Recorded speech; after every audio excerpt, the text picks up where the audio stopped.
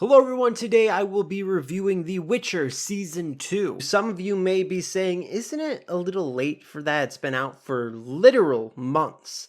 And to that I would say, yes it is. But I'm still doing it, so... Just to start out, I liked the season. It was much better than Season 1, just how it was put together. The storyline was linear, none of the massive jumps in time like Season 1. Though I do have to say there were two halves to the season. The beginning was masterful and the end teetered off and kind of got off the rails. Like the first episode, A Grain of Truth. I think it is the best episode of the season and the series, and the last episode, Family, was not great. It has a lot of action, but it felt very rushed to get people in their Season 3 starting positions, and some things in the episode just felt like BS. Like how some of the arcs ended, like Voleth Meir got trapped in Yen's body and how Yennefer got her powers back. I'll discuss more of that when I get to it. If I had to rate it, it would be like an 8. It was a good season, but nothing mind-blowing. It was solid. Now I'm going to go into the things that stood out to me, the things that I liked and didn't. Let's just get to the end where Yennefer traps Voleth Meir in her body and regains her powers. The whole thing was confusing and didn't make a whole lot of sense. So Voleth Meir is in Siri'S body. Yennefer says Siri can't escape, that Voleth needs a vessel.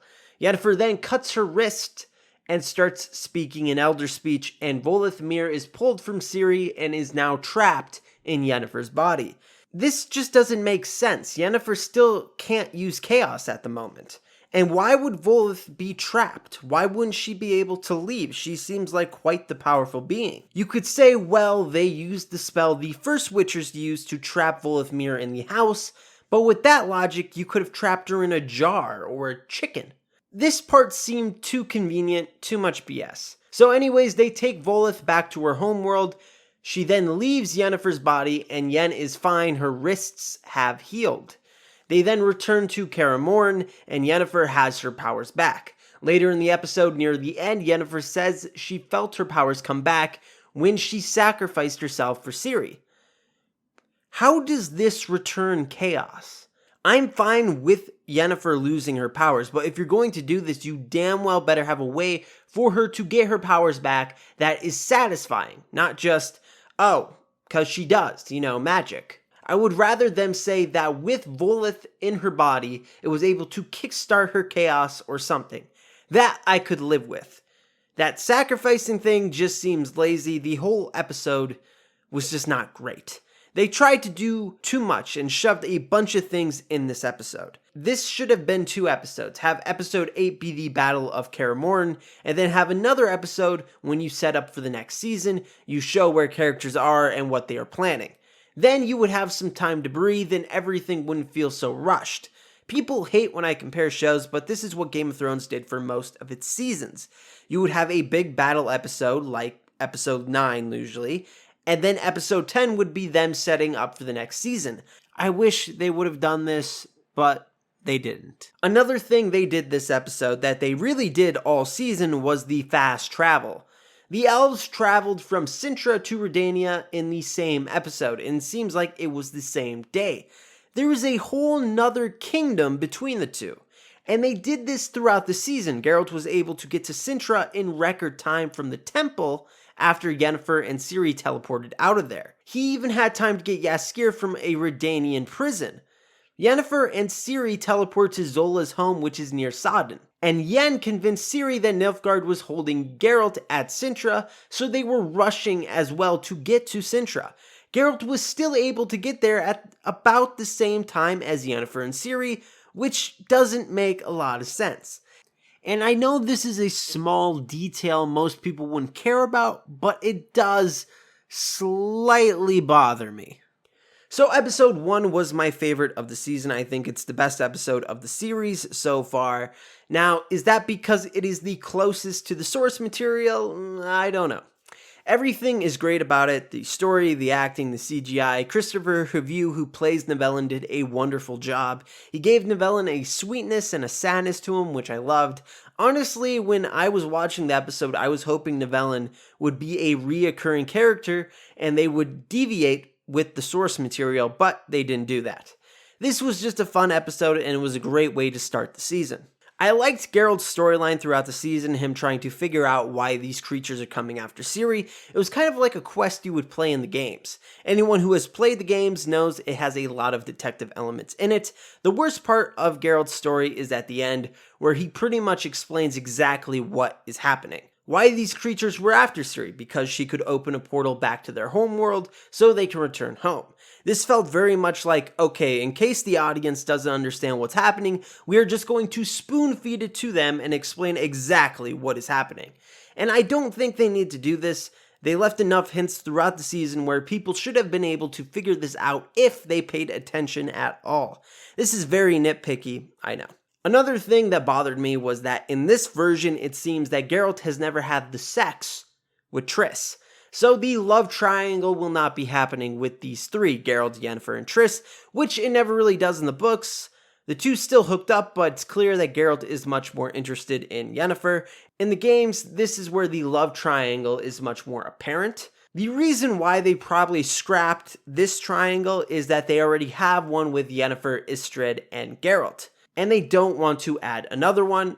Also, the games did it, and they want to make this story their own, which I can respect. Ciri's storyline was good as well, but it felt like they ran out of stuff for her to do. It seemed like half the season she was just training, either at the obstacle course or was just hitting that straw dummy.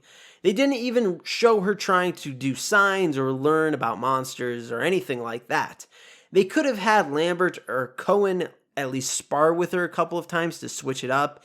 She did have the elder blood stuff, how her blood is a key ingredient in the mutagen to create witchers, but that kind of went nowhere. I'm curious to see if later down the line that it comes back up, or was it just used to show how special elder blood is. Another thing that bothered me was when she and Geralt arrived at Temple.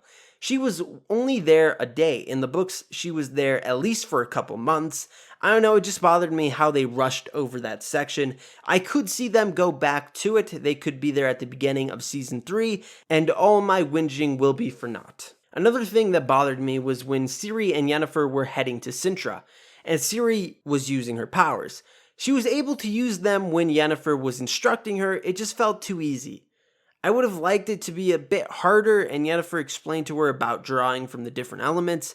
Now, circumstances prevented this because they were racing to save Geralt, but hopefully next season we get some kind of moment like that. Yennefer's story I did like for the most part as well. In the books, it is never mentioned what she does between the Battle of Sodden and meeting Ciri at Temple, so it's cool to see what she was up to, and they added the wrinkle of her losing her powers, which I did not mind. I also really liked her conversations with Jaskier. Those two have an interesting dynamic that I really enjoyed. I did enjoy the stuff with Voleth Meir, not the end part, but it was very interesting. I like the idea of a woods witch, even if her powers are extremely vague. The first thing that annoyed me was when they were at Temple and Geralt introduced her to Ciri as a dear friend. Now, in the books, Geralt writes to her to ask her to teach Ciri the ways of magic, and he starts the letter with dear friend. Yennefer replies to Geralt with a fiery, spiteful letter where she mentions being his dear friend multiple times, but she does agree to teach Ciri. It is a very funny letter. It shows that Geralt put his foot in his mouth by overthinking how to start the letter, and Yennefer berating and teasing him for it. But instead, we just get the line, dear friend, and that's it. It just made me sad because I really like that moment in the books. Once again, very nitpicky. I will be the first to admit it. I did enjoy the Francesca and Fringilla storyline. You really get to see the hardships of the elves and how they are mistreated and how they ended up working with Nilfgaard. The show actually does a better job showing all the crap the elves deal with compared to the books. But that is probably because Francesca and Fringilla are not POV characters like they are in the show. The only thing that bothered me about the elf storyline is that they agreed to help Nilfgaard and fight with them. But once Francesca had her baby, they decided, never mind, we don't want to do that anymore. We want to rebuild. And they thought it would be fine, that there would be no repercussion for backing out of an agreement with Nilfgaard, who literally fed them for months and made Sintra a safe haven for them. So then their baby is assassinated, and they automatically assume it's Redania, because they are the ones who are imprisoning the elves. They don't even consider that Nilfgaard could be behind it. Other than that, I did enjoy the lore and the storyline of the elves. I know I sound like a negative Nelly here because I listed out way more things that bothered me versus things I like, but I tend to remember things I dislike versus like. I did like the season even if it doesn't sound like I did. The fights and CGI were all great. I would even say the story was good, but it just felt like at the end, some of the storylines this season, they just took the easy way out without exploring further options, which bothered me. So what did you think of Season 2 of The Witcher? Leave it down in the comments below. And if you want more Witcher content, please subscribe and like the video. Also, check out the Twitter link in the description below. And as always, have an awesome day.